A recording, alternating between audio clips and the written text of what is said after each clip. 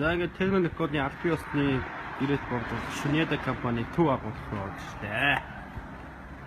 За ингээд манай төв агуулахын гол ажлыг нугалдаг хоёр поо байна. Бүх харцааснууд яг норм стандартын дагуу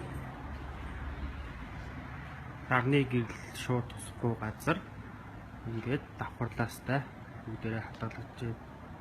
Таны хүссэн хэмжээгээр хүссэн хугацаанд хийлгэнэ.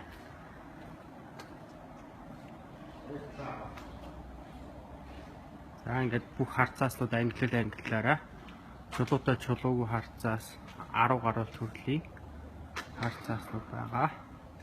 Нийтдээ 20 төрлийн ялгаатай харцааснууд байна.